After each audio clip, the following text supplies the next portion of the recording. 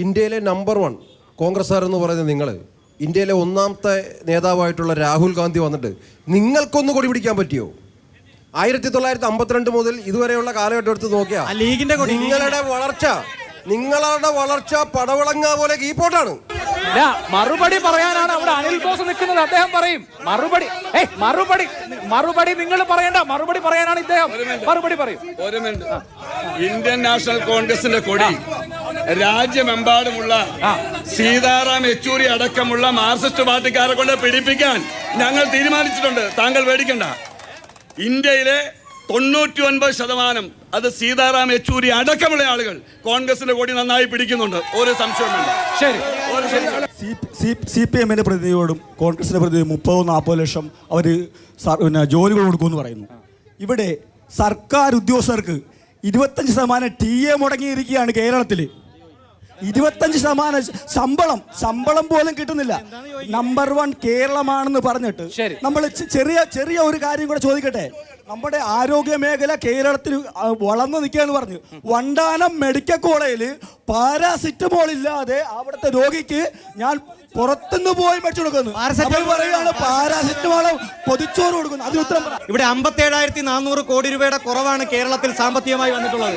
ഈ 57,400 കോടി രൂപയുടെ കുറവ് പെൻഷൻ കൊടുക്കാനുള്ള പൈസ പോലും തരുന്നില്ല. ഇവിടെ കർഷകർ നിങ്ങൾ ജനാധിപത്യ മര്യാദ കാണിക്കും. കോൺഗ്രസ്സുകാർ കുറച്ച് ജനാധിപത്യ മര്യാദ കാണിക്ക്. ഇതിൽ കൂടുതൽ ആളുകളെ വരുത്താനുള്ള പണിയൊക്കെ ഞങ്ങൾക്കറിയാം. പക്ഷെ അവിടെ ഇരിക്കും, നിങ്ങൾ മര്യാദയ്ക്ക് അവിടെ ഇരിക്കും. അപ്പൊ ഒന്ന്, സാമ്പത്തികമായി തകർക്കുന്ന കേരളത്തെ തകർക്കാൻ കേന്ദ്ര ഗവൺമെന്റ് ശ്രമിക്കുമ്പോ ഒരക്ഷരം പോലും മിണ്ടുന്നില്ല. ഇവിടെ അല്ലല്ല അവിടെ ഈ കോൺഗ്രസ്സുകാർ ബഹളം വെക്കാതെ അവിടെ ഇരിക്കും. നിങ്ങൾ പറയുന്നത് കേൾക്കാനുള്ള ഒരു സന്മനസ് കാണിക്കും. ചർച്ച തുടങ്ങിയതല്ലേ ഉള്ളൂ. എന്തെല്ലാം കാര്യങ്ങളുണ്ട് പറയാൻ.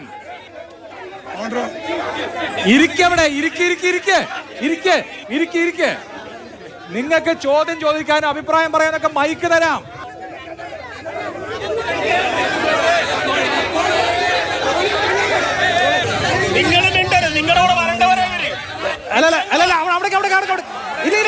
ഇല്ല, നിങ്ങൾ ഇരിക്കൂ.